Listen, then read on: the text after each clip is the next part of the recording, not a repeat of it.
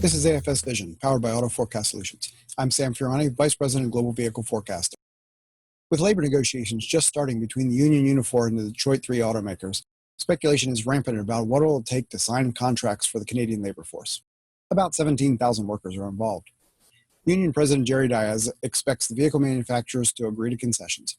Diaz explained that the manufacturers have been profitable for 10 years and expects the workers to be compensated. "We are in for one tough set of negotiations," he told reporters.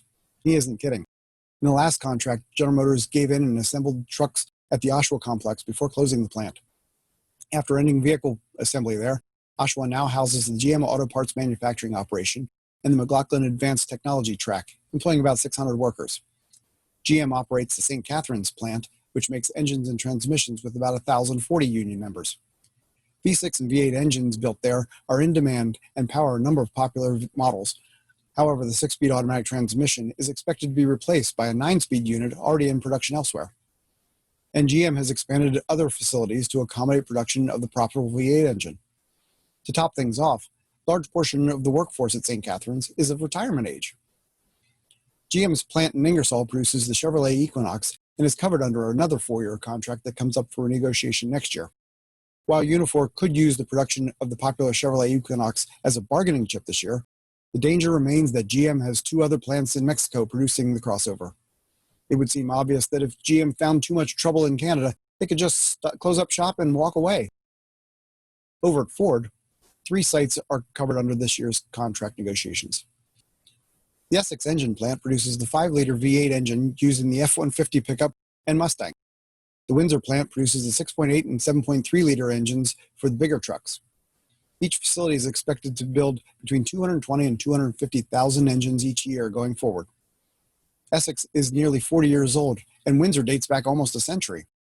These 2 engine plants could potentially be combined into one, or, as a long shot, be closed altogether, with production shifting to the Romeo plant in the U.S., currently scheduled to be closed. But the biggest issue at Ford is the Oakville assembly plant. After the plant lost its slow-selling Ford Flex and Lincoln MKT models, the plant concentrated on the Ford Edge and Lincoln Nautilus crossovers. Recently, we ran across information stating that Ford did not plan to produce the Edge and Nautilus beyond the current generation, due to end production in 2024. Conveniently, that's also the end of the currently being negotiated Unifor contract. With the lack of product in Oakville, securing a new vehicle at the plant will be the goal of the union. FCA operates 2 assembly plants in Canada.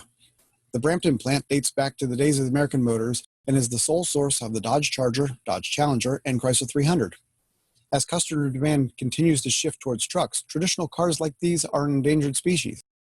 Production at the plant last year totaled over 200,000 units, but this is expected to be the high watermark going forward. Fleet sales have been hit by the COVID crisis, and a significant portion of Dodge Charger sales are to fleets. The popularity of the Dodge Challenger cannot support this plant on its own, and the niche Chrysler 300, about 38,000 units last year, is expected to end its long run during the upcoming contract. The other FCA plant is located in Windsor, just across the river from Detroit. This plant produces the iconic minivans for the Chrysler brand. FCA is the largest maker of minivans in North America. However, this is not a growing business. Minivan buyers have been slowly shifting towards 3-row crossovers and SUVs. 20 years ago, Windsor produced 340,000 minivans, while last year the plant produced just 242,000 units, with no expectation that demand for minivans will grow. Here are the possibilities of this year's contract negotiations. The ultimate catastrophe would have everyone leaving. If the union really dug in its heels, they could demand new products for all plants. GM could offer retirement deals for workers in St. Catharines and announce that Ingersoll will close after the current generation of Equinox. Ford could close Oakville and starve the engine plant of investment until the current engines ran their course. FCA could back out of Brampton and wind down Windsor, which has already removed its 3rd shift. This would devastate the union. There is an extremely slim chance of this happening. President Diaz rightfully pointed out that Canadians will look down on automakers if they abruptly leave the country. Each company has a product near the top of the sales charts in Canada, and sales, in all likelihood, would crash. However, the closure of 1 or 2 plants is a more likely scenario over the next several years. Without a new product, Oakville is positioned to be one of those closures. Because Brampton's aging products are not expected to be updated soon, the potential remains for that plant as well. The minivans at Windsor are profitable and leading their market in sales. Best case has 1 or 2 plants gaining a new product over the next 4 years, with FCA as the most likely to announce such an addition.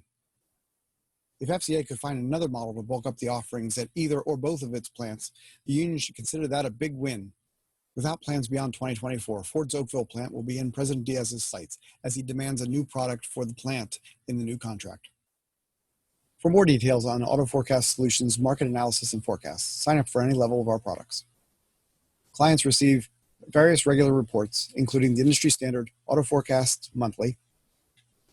Check out our website, give us a call, drop us an email, follow us on Twitter, LinkedIn, and Facebook, and of course, subscribe to our YouTube channel for more information.